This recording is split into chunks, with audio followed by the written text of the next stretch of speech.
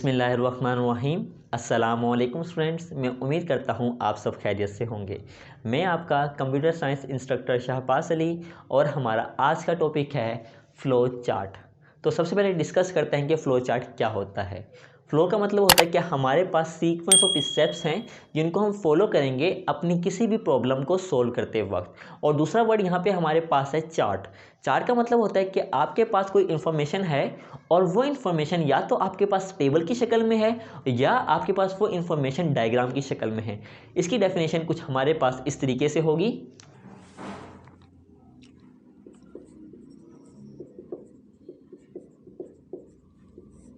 तो flow chart हमारे पास एक graphical representation of steps to solve a particular problem. हमारे पास यहाँ पे क्या होगा, अपने तमाम जितने भी स्टेप्स होंगे हम अपने उन तमाम स्टेप्स को ग्राफिकली दिखाएंगे किसी भी प्रॉब्लम को सोल्व करने के लिए। तो हमारे पास क्या हुआ कि यहाँ पे कुछ स्टेप्स यूज़ करते हैं हम और हर स्टेप के लिए हम ख़ास सिंबल का यूज़ करते हैं और उन तमाम सिंबल को आपस में फ़्लो करने के लिए हम एरो का इस्तेमाल करते हैं। वो एरो हमें क्या बताते हैं, हमें सीक्वेंस बताते हैं और हमें डायरेक्शन बताते हैं कि हमारा नेक्स्ट स्टेप क्या होगा। तो हमारे पास यहाँ पे एक प्रॉब्लम है कि फ़र्ज़ करें कि आपने शूज़ पहनने हैं सॉक्स के साथ। अब इस प्रॉब्लम का हम एक फ़्लो चार्ट बनाने जा रहे हैं। तो आपके पास एग्जाम्पल है कि आपने शूज़ पहने। तो सबसे पहले मैंने क्या किया, स्टार्ट किया। उसके बाद मैंने टेक शूज़ एंड सॉक्स, मैंने दोनों चीज़ें ले ली और उसके बाद मैंने सबसे पहले क्या किया, सॉक्स को पहना, यानी वेयर सॉक्स।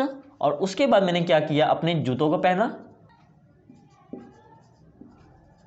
और यहाँ पे मेरा फ्लो चार्ट क्या हो गया, स्टॉप हो गया। अब ये हमारे पास आप देख सकते हैं कुछ स्टेप्स थे और हमने क्या कहा था, हर स्टेप को हम किसी सिंबल की मदद से रिप्रेजेंट करेंगे। तो ये हमारे पास हो गया एक स्टेप, ये हमारे पास हो गया दूसरा स्टेप, ये हमारे पास हो गया तीसरा स्टेप और ये हमारे पास चौथा स्टेप हो गया और ये लास्ट वन। और हमने साथ ये भी कहा था कि तमाम सिंबल को हम किससे कनेक्ट करेंगे, अपने एरो से कनेक्ट करेंगे, जो कि हमें सीक्वेंस बताता है, जो कि हमें डायरेक्शन देता है कि हमारा नेक्स्ट स्टेप क्या होने वाला है। तो ये देखें, ये एरो। तो ये देख सकते हैं कि हमारे पास एक सिंपल प्रॉब्लम थी और उस सिंपल प्रॉब्लम का हमने क्या किया, एक फ्लो चार्ट बनाया। आइए अब इसकी इंपॉर्टेंस को देखते हैं, importance of flow chart for solving a problem. हमारे पास इंपॉर्टेंस आ जाती है यहाँ पे।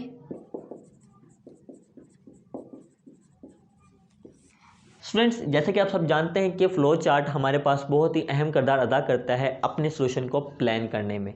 अगर हमारे पास किसी प्रॉब्लम का फ़्लो चार्ट पहले से ही बना हुआ है तो क्या होगा, हमारी प्रॉब्लम आसानी से समझ आ जाएगी और हम उसको जल्दी से सॉल्व भी कर सकते हैं।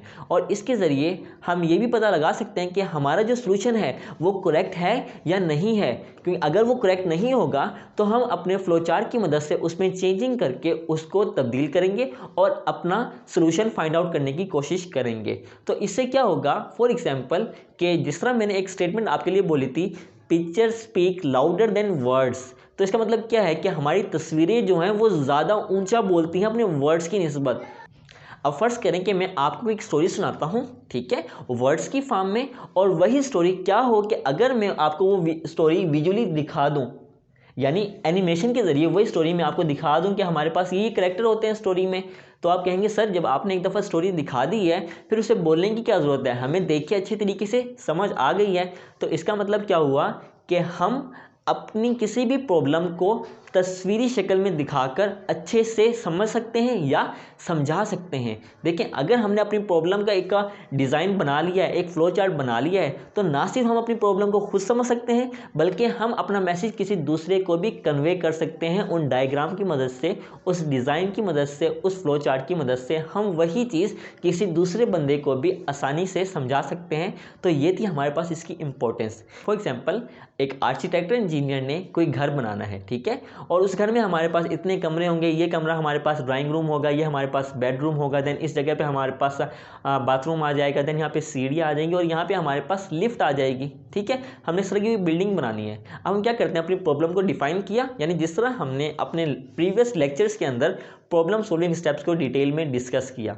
जब हमारे प्रॉब्लम सॉल्विंग स्टेप डिटेल में डिस्कस होंगे तो हमारा नेक्स्ट स्टेप क्या होगा, फ्लो चार्ट का। अगर आपने मेरी अभी तक प्रॉब्लम सॉल्विंग स्टेप्स की वीडियो नहीं देखी है तो डिस्क्रिप्शन में एक लिंक मौजूद है, जाइए और जाकर प्रॉब्लम सॉल्विंग स्टेप्स को डिटेल में समझ लें। तो उसके बाद हमारा नेक्स्ट स्टेप होता है फ्लो चार्ट वाला।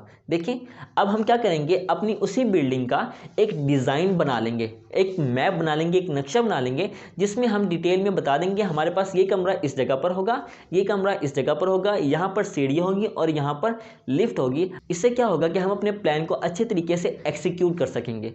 अगर ऐसा क्या होगा, अगर हम विदाउट डिज़ाइन के बगैर, विदाउट मैप के बगैर अपना घर बनाते हैं और हमने कोई दीवार गलत खड़ी कर दी है, तो हम क्या कहेंगे, अब हमें ज़्यादा लॉस होगा, या हमें टाइम के लिहाज से भी लॉस होगा, हमें इन्वेस्टमेंट के लिहाज से भी लॉस होगा और हमें लेबर के लिहाज से यानी उनकी हार्ड वर्किंग के लिहाज से भी हमें लॉस होगा। तो इन तमाम चीज़ों से बचने के लिए ज़रूरी है कि आप सबसे पहले उसका एक डिज़ाइन बना लें, यानी उसका एक नमूना बना लें और हमारे सॉफ्टवेयर लैंग्वेज में यानी उसका एक फ्लो चार्ट बना लें, ताकि आप किसी भी प्रॉब्लम को अच्छे तरीके से अंडरस्टैंड कर सकें और उसको सोल्व कर सकें। तो ये थी हमारे पास importance of the flow chart. अब हम देख लेते हैं requirements of the flow chart.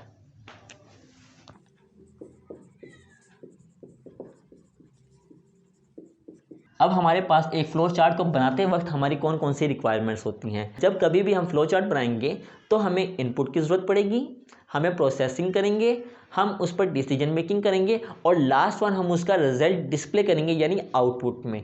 तो आप सबसे पहले आप देख सकते हैं कि यहाँ पे हमारे पास एक प्रॉब्लम थी, तो सबसे पहले मैंने क्या लिया, मेरे पास शूज़ और सॉक्स होंगे तो मैं उन्हें पहनूंगा, तो मैंने सबसे पहले इनपुट चाहिए। तो हमारे पास फर्स्ट स्टेप क्या होता है रिक्वायरमेंट में, इनपुट।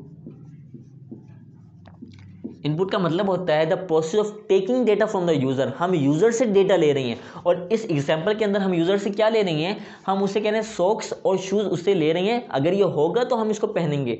देन हमारा इसके साथ साथ ये जानना भी बहुत ज़्यादा ज़रूरी है कि हमारे पास जो हमारी इनपुट है वो किस तरह की इनपुट है और कितनी इनपुट है, यानी हमें इसके साथ ये जानना भी बहुत ज़्यादा ज़रूरी है कि हमारे पास इनपुट क्या है और इनपुट कितनी है।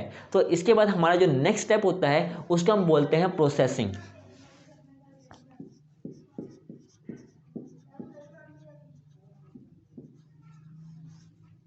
तो स्टूडेंट्स प्रोसेसिंग में क्या होता है कि हमारे पास जो इन्फॉर्मेशन हमें इनपुट के फॉर्म में मिली है, हम उस पर कुछ एक्शंस परफॉर्म करते हैं, कुछ ऑपरेशंस परफॉर्म करते हैं अपनी उस इनपुट के अंदर जो हमें यूज़र ने दी है और वो हमसे क्या ऑपरेशन परफॉर्म करना चाहता है। हम क्या करते हैं, ना सिर्फ उसको ऑपरेशन परफॉर्म कर सकते हैं बल्कि उस रिजल्ट को हम स्टोर भी कर सकते हैं। इसमें ये होगा कि हो सकता है यूज़र हमारे पास एडिशन, सब्ट्रैक्शन, मल्टीप्लिकेशन ये ऑपरेशन परफॉर्म करेगा, इसके बाद हमारे पास क्या आएगा, उसका नतीजा आएगा, उसका रिजल्ट आएगा, वो उसको स्टोर भी कर सकता है। इसके बाद हमारे पास जो थर्ड स्टेप है वो होता है डिसीजन मेकिंग का। डिसीजन मेकिंग हमारे पास थर्ड स्टेप होता है। डिसीजन मेकिंग में हम क्या करते हैं, हम इस चीज़ का फैसला करते हैं कि अगर हमारे पास हमारी कोई स्टेटमेंट ट्रू है या फॉल्स है, देन उसके अकॉर्डिंग हमने अपना नेक्स्ट स्टेप लेना है कि आया अगर हमारे पास ये स्टेटमेंट हमारे पास जो है ये ट्रू है तो ये काम करना है और अगर ये फॉल्स है तो ये काम करना है। मिसाल के तौर पर हमारे पास एक स्टेटमेंट है कि स्टूडेंट के मार्क्स अगर 40 से ज़्यादा होंगे तो क्या हो जाएगा, पास हो जाएगा यानी ट्रू, अगर इससे कम होंगे यानी फॉल्स, तो उस सूरत में मैसेज आएगा फेल का।